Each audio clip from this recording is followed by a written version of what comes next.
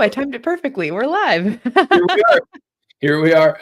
Welcome to Business Velocity through the 5 Facets of Business podcast, where your journey to accelerated success begins. We're your hosts, Dave Newell and Hannah Panuski, where in each episode, we dive deep into the 5 facets of business through conversations with business leaders, entrepreneurs. Whether you're a startup or a seasoned business leader, understanding how to harness these facets can transform your operations and propel your growth. With our guests, we explore actionable insights and share stories of real businesses that have achieved remarkable results.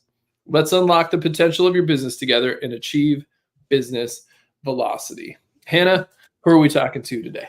Yeah, let's do it. Today we're talking to Christie Garcia. Christie is the ego management expert, a seasoned leadership coach, speaker, facilitator, author, and a distinguished contributor to Forbes Coaches Council, which I had not heard of before. I did some research into that today, so I'm curious to hear more about that. With a notable career spanning 2 decades, Christie brings a wealth of expertise in the realms of sales, talent acquisition, leadership development, and ego management. For over a decade, she has worked with leaders from prominent companies and fast-growing startups, including Airbnb, Twitter, Movement for Life, and Sunrun, Oakley. Christie is the visionary founder of the Mindful Choice Leadership Academy, where she crafts innovative programs that empower individuals and teams to master the art of taming their inner ego within the dynamic world of business, partnerships, and leadership. And this is also interesting. Christie's flagship course, the Mindful Choice Leadership Academy, represents a cutting-edge paradigm shift in personal and professional growth. Christie's mission is to instill authentic confidence in her clients, enabling them to communicate effectively, align with their teams, and achieve their daily tasks and goals with unwavering accountability. And as someone who loves accountability, I'm very excited to talk to you today about that. Yeah, you just used Hannah's favorite word. Yeah. I'm so excited to be here. Accountability is huge for all of us, right? Yeah. Well, hey, thanks so much for joining us. I have to say, Christie and I met on a podcast. We were part of a panel, and I instantly was like, oh, she gets it. I like the way she thinks. I like the way she's kind of building some stuff around behavior, ego, kind of deep dives into understanding how people function and how things fit. And I was really, I learned a lot in that conversation. I look forward to learning more today. Thank you, Dave. I felt the same way about you. I'm excited about the businesses you're working on and everybody you support. So if I can bring value to your network, I am honored. Yeah, absolutely. Well, thanks so much for joining us. I'd love to jump in. One thing that you talk a lot about, obviously, is ego, right? Like you talk about this mindful choice. And when you think about ego, when you think about small business leaders, you think about entrepreneurs, like the way I like to think about it is it takes some self-belief, it takes some commitment, it takes some high risk tolerance, the willingness to just be like, I'm going for this and let's see what happens. And then finding your way through it. But, when you think about the power of ego or the influence of ego on entrepreneurs and small business, where do you like to start with people? Like, how do you introduce this topic? Like, how do you just get people into it? How do you help them understand? I love that question, because I think initially everybody thinks the ego's bad and we need to get rid of the ego, or it's loud and obnoxious.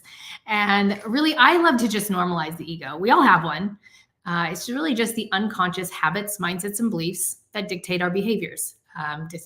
It controls our decisions and it manipulates our language and our communication, which typically doesn't create the intentional impact we want to create. And so, when I'm talking to business owners and leaders, it's really about, what are your unconscious habits that are holding you back from maximizing your team and your own success. And most often, people don't know their unconscious habits because they're unconscious. And 95% of the time, we are all unconsciously going through the motions. We get busy. There are fire drills. There's people we have to, help and facilitate. There's projects. There's clients. There's all these things that we're doing on a daily basis that keeps us in that unconscious mind. And so unless you are intentionally trying to manage your ego, I can guarantee you it is running most of your day and most of your actions and most of your decisions. I love that you said that, because we're so busy, all these unconscious things, it's hard to see. Because my question was ultimately going to be like, how do you get people to insight then? Like, how do they become aware of these unconscious decisions? And now you've got me like reflecting back even on my morning, thinking, oh man, was I in control of the things that I was doing this morning, or was I just doing whatever my unconscious mind was telling me to do? Right. Those ritual habits that we naturally go through. We were just talking about summer break, and I think that's a perfect example, right? Everybody's about to be disrupted. Their routines are going to change. Their morning habits are going to change, and kids, both for kids and parents. And so, I think that is the epitome of what the ego thrives in. It loves to create chaos, drama, dysfunction in those disruptive times. And most businesses have disruptive times most often, especially if you're growing, especially if you are, building a team, if you are expanding your network, if you are growing your clients, you have chaos. It's just part of business. And that is not a bad thing, but being able to be aware of it. We have a couple different tools that help people find out, one, what their ego type is, and two, how to recognize it in real time. It is a journey. This isn't something that you're just going to take your quick diet pill and all of a sudden your ego, and all of a sudden you're going to be, cured for life. The ego is with you for life. This is a lifelong journey that just brings a deep level of self-awareness that most of us never get the opportunity to have. There's a harsh reality component to it, right? Like truth sometimes hurts, especially these unconscious behaviors. We identify the weaknesses, our worst self that we don't typically take ownership of because we don't want to accept that we do those things. And again, because they're unconscious, most of us don't even know we're doing it. Whether it's passively showing up in a meeting and then you leave and you start complaining about what just happened, but you didn't speak up once in the meeting. That is an ego tactic. Being the person running the meeting and you're on a soapbox the whole time and you're just lecturing and you're telling everybody what to do and yeah, we're rah, rah, rah. But no one got to engage. No one was really that excited. But in your head, you were so driven by your own, goal or motive, overlooked everything else that was going on in the room. Again, that's an ego tactic. Those aren't necessarily bad things. They're just not effective when you're talking about running a team, right? And so being able to point those out, we have a tool that we use, an assessment tool. That is a 360. It allows you to see your own perception of how you think you're showing up versus the perception of how the world around you sees you showing up. My favorite part of this tool is that it's not truth. It's just perception, meaning you can change anything on there if you choose. And so it really is just a self-awareness tool that says, hey, this is your impact. What would you like to do about it? And then it takes it to another step. This is what you do. This is why you do it. And this is how you can change it. That why component is a really big component to ego management. It's not a matter of knowing what you do. It's taking it to the why do you do it? And then you can own what you do. And then you can change it. If we don't know why we do what we do, it's really hard to change old habits. Think about going to the gym. Everybody wants to work out more. Everybody wants to, be healthier. But we get in a routine, maybe 2 or 3 days, maybe 2 or 3 weeks, and we fall back. It's because that why aren't we motivated? We can say we're busy, but the ego just will always keep us busy. We will find time to do things, typically the unhealthy things, the things that don't support us, because we go into that overdrive, into that autopilot that the ego wants to keep us in, and then it controls us.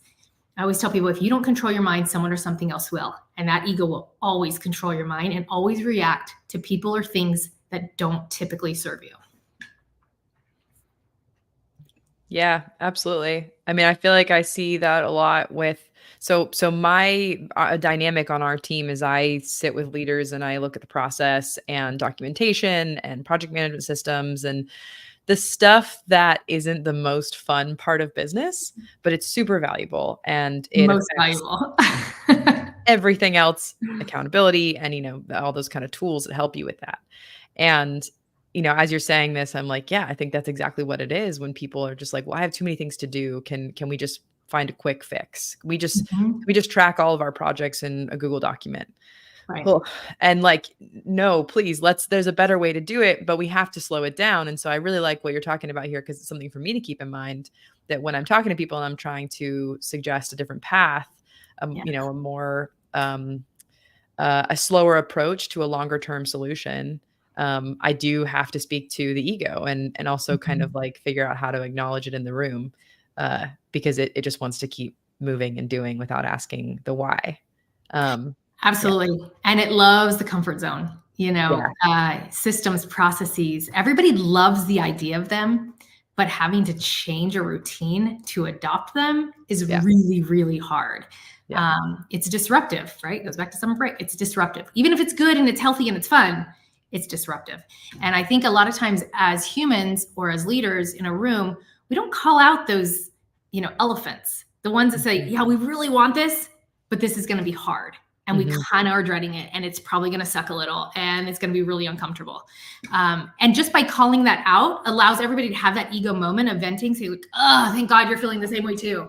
And you can have that moment of humanity that says, okay, just because we're going to do it doesn't mean it's going to be easy, but here's why we have to do it. And it brings that full circle of the purpose, and it allows everybody to just be real. That's what I love about ego management when you start bringing an entire team into an academy together, because you just open up conversations that you typically don't have. They're the ones we kind of skirt around or, sugarcoat or just ignore altogether. If we don't talk about it, it's not real. It'll go away. And, depending on which egos are on your team, it is a really fun way to start to align quickly. Keep that engagement when you're trying to make change. And build new strategies in place. It's huge. How do you invite people into a conversation like that? I mean, I think there's a lot to be said about, facing the elephants. People know that there's elephants in the room often, but we're not calling it an elephant, right? Like we all know something is there, but we may not have a name for it, to carry the metaphor a little too far. But how do you invite people into that exploration? Because I would imagine, when you're talking about ego, it's personal, right? Like there's identity wrapped up in that. There's like, yeah, but that's just who I am, and all these things that folks can say. How do you maybe nudge, encourage, invite, whatever positive words we can put on it? How do you invite people into a conversation about ego, especially on a team where there's hierarchy and status and all these different things that we deal with in team conversations? That's what I love about the business I've built. I have permission from day one to walk in and start calling out egos, right? Like they hired me to do that. So one, it's kind of an obvious. Now I can't go in there and just start pointing at people and be like, your ego's this and your ego's that, and let's just talk about it. But I think one thing I do set a tone the first day we all meet is, hey, we're going to have the hard conversations. We're not going to tiptoe around. I get the pleasure of talking to everybody, both in a group setting and in an individual setting. And if I hear one person complaining about someone and the opposite person is complaining about the exact same thing, there's just miscommunication there. I can be like, let's get in a room together. Let's facilitate this. In a group setting, my favorite part is I actually love to be able to point out the egos, because there's only 3 ego types. We all fall into them. So if you have a room of 5, 10, 20 people, I guarantee there's at least 2 to 3 of each ego type in the room. So you can relate to somebody in that room, in that situation. So when you just start to call them out, it actually just, again, normalizes the behaviors. None of these behaviors are surprising to anyone but ourselves typically. And so when you can start to just normalize it, and then it doesn't feel like you're under attack. Where in a normal conversation, a lot of times you feel like you're under attack, because typically we address people, excuse me, from our own ego. And so if you're addressing someone from your ego, you're going to trigger theirs. And now you have 2 egos discussing something, where if you can do it from a very neutral place and be ego managed, now you are coming in from a place of, my goal is for us to connect. My goal is for us to find a better answer. And my goal is for us to get to the finish line together. So there's a bigger purpose behind the conversation than just calling people out and, offering feedback and the truth sucks, right? So I think that sometimes I love that you even just, you used a typical language that a lot of people do is, we just don't have time for this, or we're too busy. All those things are typical ego things. We don't have time to talk about the drama. It's like, well, that actually creates more drama when we don't talk about it. It's such a time waster. I love that people are too busy, but they waste all this time with unnecessary drama that's only created from unconscious behaviors. And so again, people buy back so many hours within their week when they start to recognize, what is your passive tendency that shuts people down? What is your aggressive tendency that creates people having, meltdowns behind your back? And so being able to identify what that looks like on your team or for your family is so incredibly powerful, and it buys you back a ton of time. Yeah. I'm curious, what are the 3 ego types? So the 3 egos that I like to classify are the complier, which is your warm, caring, inviting person. They care about the people first. They, are compassionate, and they make sure that everybody's taken care of. Unfortunately, that has a side to it. That is when it's overused. I like to use so just real quick, egos are both our strengths and our weaknesses. We use them as the strengths. They're our biggest gifts. When we overuse those strengths, they just start to hold us back. So the overused strength of a complier is overcaring, overgiving, right? So they don't know how to set boundaries. They don't know how to speak their truth. They struggle to hold people accountable, all because they don't want to hurt someone's feelings, or they want to be liked. And so making sure they learn where that's not serving them, and how they can really show up in a more direct way. And then you got your protector. Your protector is motivated by being right. They are high authenticity, high integrity. They speak truth. It's where all of our values live. It's where we love and care the deepest about the things that matter most. Unfortunately, with that comes a black and white mindset. And so it can be very stubborn. It can be, ornery and aggressive and confrontational. It can enjoy a good argument because it's so grounded in what it believes that it doesn't mind if you riff on it. Now, if you're talking to 2 protectors, sometimes they enjoy that, right? It's like, oh no, we're just discussing. We're not arguing. And where if you have a complier and a protector's talking, it's like, oh my gosh, they were attacking me and I was so violated and I was just so uncomfortable. And, so it's really interesting when you're getting a group together and you start to hear how people are perceiving each other, because you start to see, oh, well, actually they were enjoying that conversation. You just shut down because you thought it was personal. Yeah. And so, really being able to point that out allows people to see and empathize with each other so much differently. Then you've got your controllers. Your controllers are motivated by winning and being the best. And so they're your drivers. They high energy, very charismatic. They can put a switch on, they can have the worst day of their life and walk into a room and it looks like they are having the best day of their life. And so it's a natural gift to be able to show up that way. And it's a curse, right? They are, when they overuse it, they're motivated by perfectionism. And so nothing's ever really good enough. They typically micromanage. They struggle to get people to finish line with them. And so when you start to really recognize those 3 egos, which we all have all of them inside of us, they are our core, and our best self uses all 3. But when you can actually identify which, primary and secondary ego you have, it just makes your approach so much easier to change in order to adapt to what's going on in the room or the space. Yeah. Oh, sorry. I was going to say, it's really interesting that I feel like you've given the ego a personification. Like you refer to the ego as like this thing over here, right? Like it is something that is that intentional? I would imagine that's very intentional and almost like you've trained yourself to talk about it that way. But I'd be curious if you can give me a little bit of like, help me understand that. Help me understand the power of that. Yes. Actually, I want to go back to Hannah's really big grin first, because there was something there. Oh, well, I'm just sitting here thinking about like, okay, I know for me, I'll call out for me. Nobody else has to do this. But for me, I'm like controller. Like, I think that's honestly, when I am in like my high ego kind of state, like that would be what I'd probably call myself out as. And trying to be self-aware about it and understanding about it. But to your point that everybody has all of them, and, it depends on kind of when you are, where you're at as to which one is prominent. I definitely think that, I've exhibited all of those, and I've seen parts of those in Dave too. And he and I are big fans of different, assessments and surveys like Working Genius and, culture index and things like that. So we like analyzing each other and ourselves. So I'm just sitting here analyzing us based on what you said.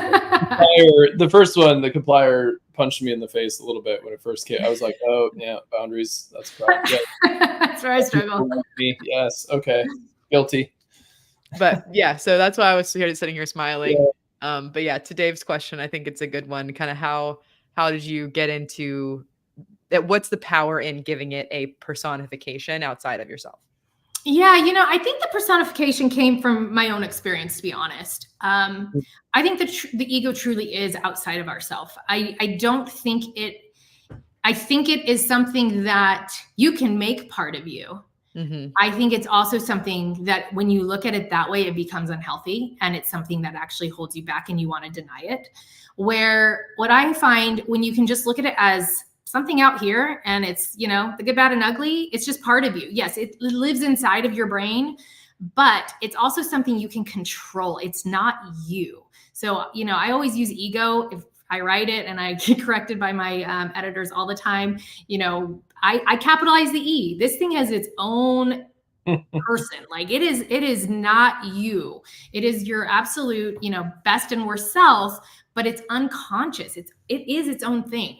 And so I like to use it. It's not really grammatically correct, but I think it truly does emphasize the power of it. And it actually gives people permission to let go of it as a bad thing. Yeah. Mhm.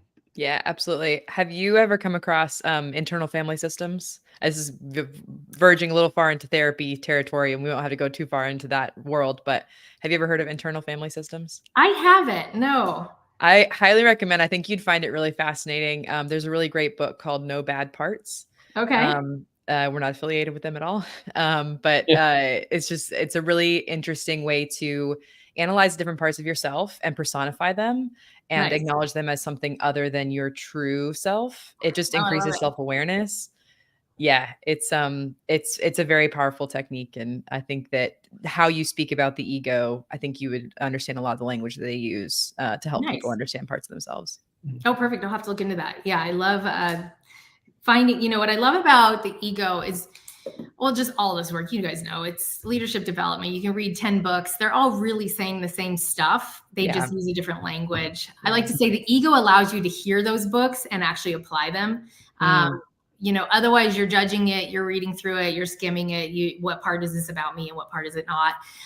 Where when you know the ego, you can just look at it differently and actually take the value away and then apply it. And having books like that just help deepen that ability to do that. So I'll definitely look that up. Yeah, absolutely. I mean, I really like the piece about, in some ways, you're creating it as like, this is an objective view of this thing that's happening, right? But if you can remove some of the emotion from it, some of the identity from it, I mean, I think that's huge. Without the nuance of your understanding of ego, my limited understanding of it, if I had to say, well, what's the hardest thing we run into with clients, I would have said ego.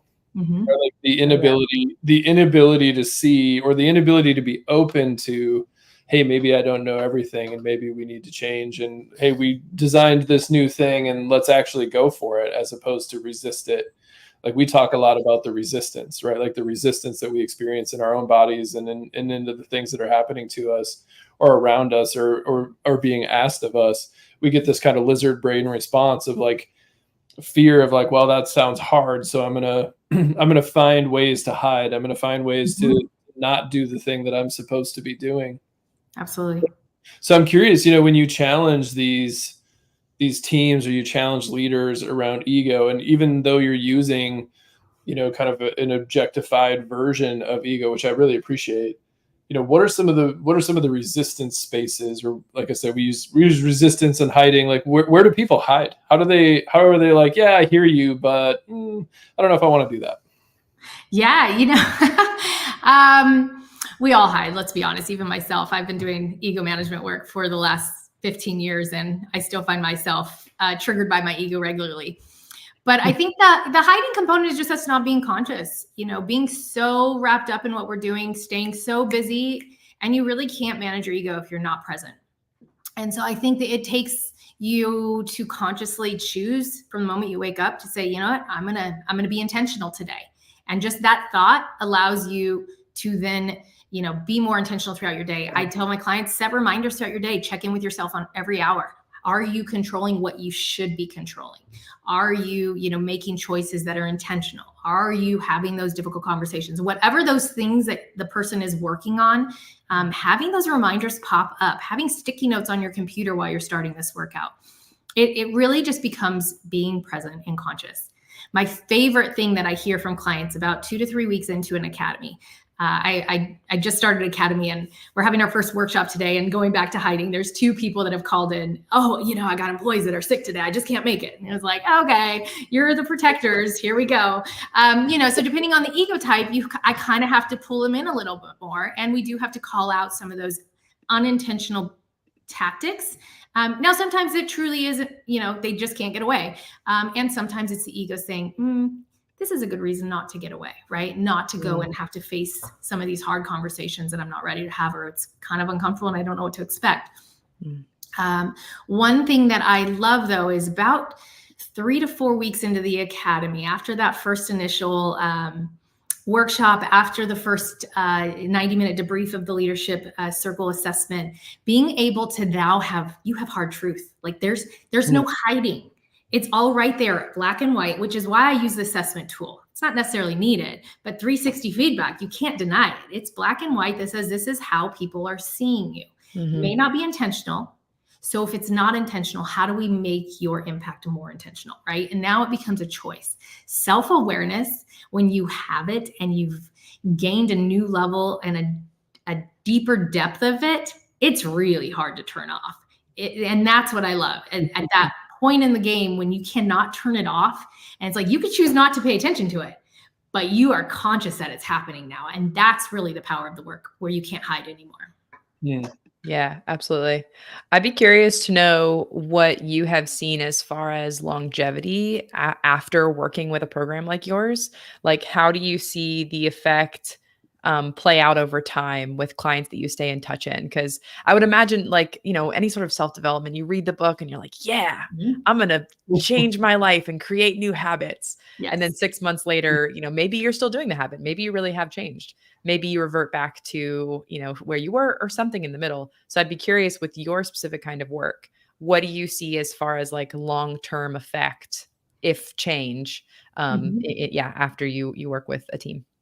I love this question. And I just had 2 of the most amazing things happen to remind me that this work is incredible.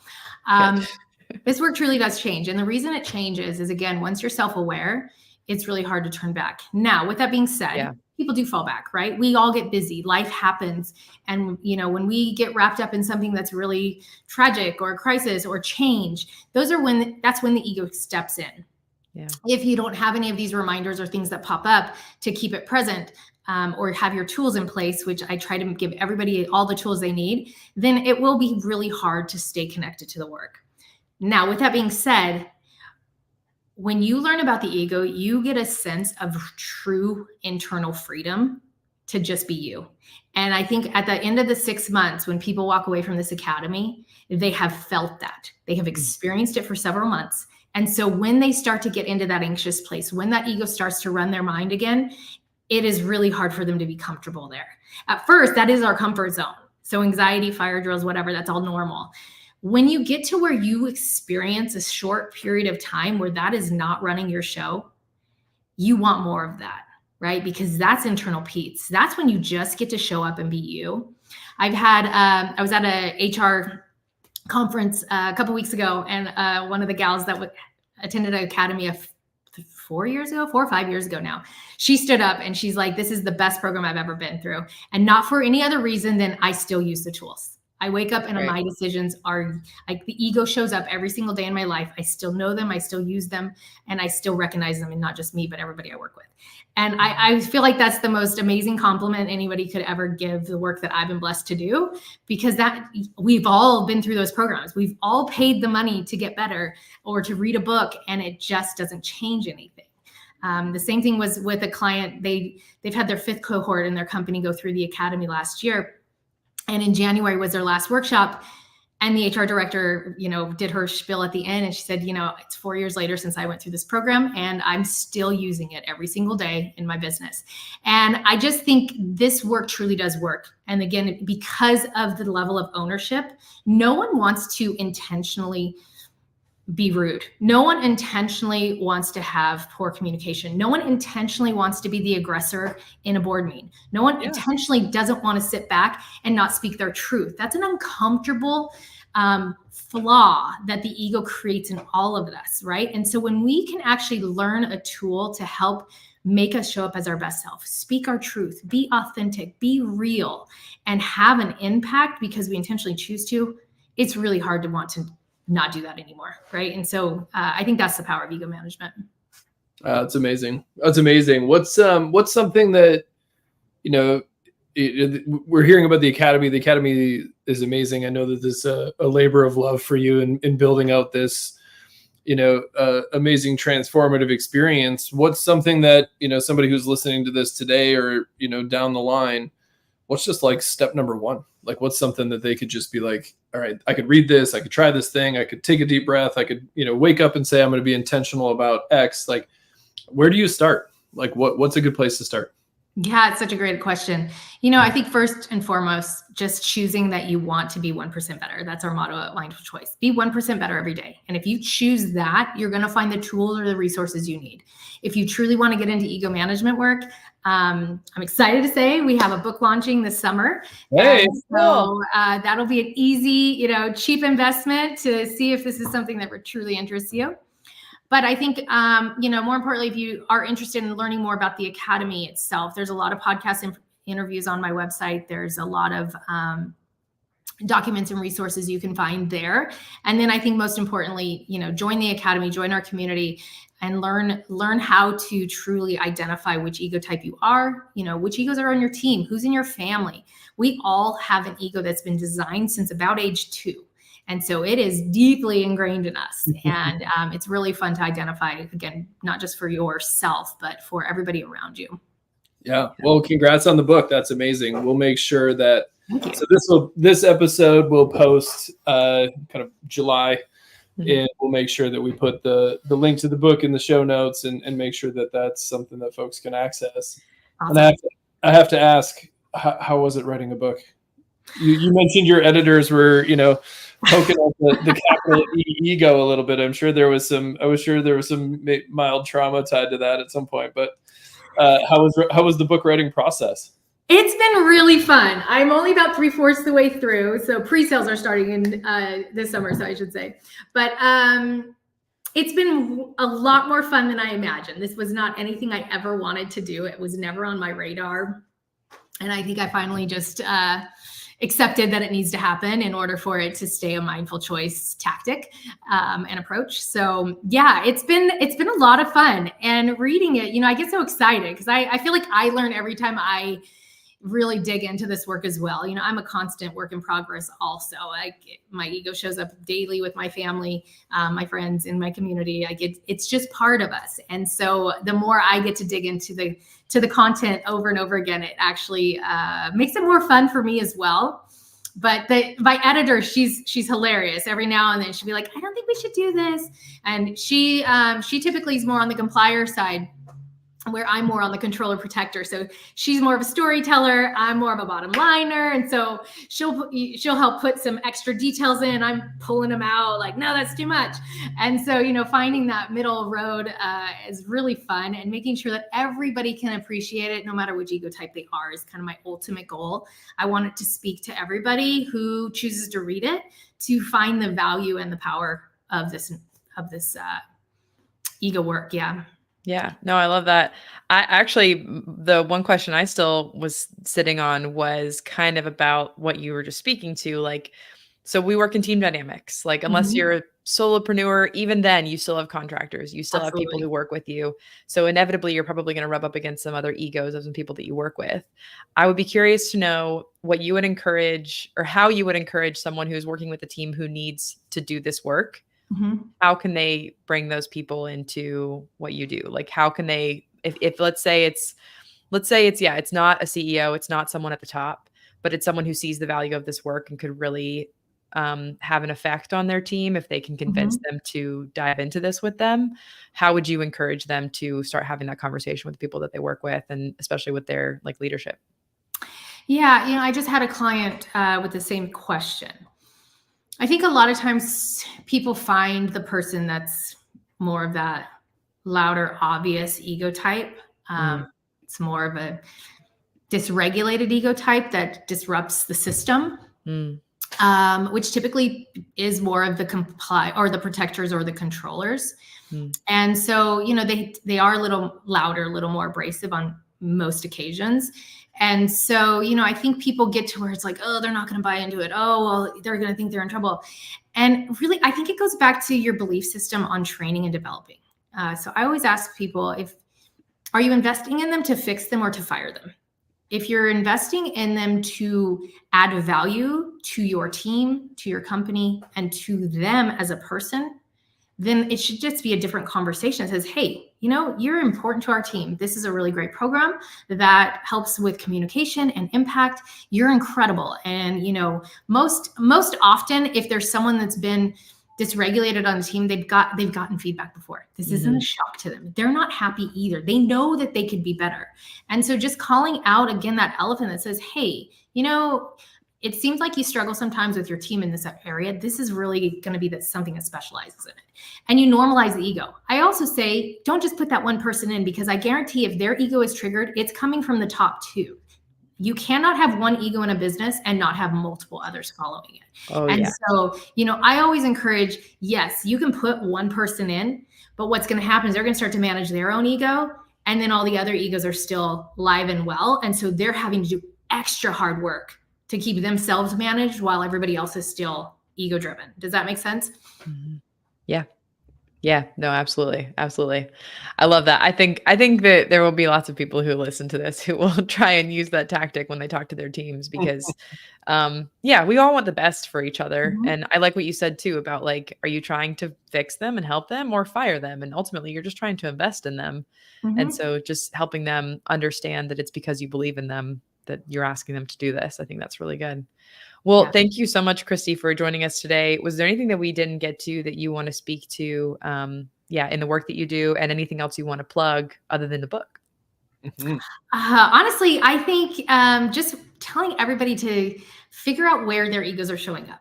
Take that moment right now after this podcast and just ask yourself, where can your impact be better? Where are you unintentionally causing conflict? Where are you unintentionally not speaking up and passively talking behind someone's back? Where are you unintentionally saying yes when you want to say no?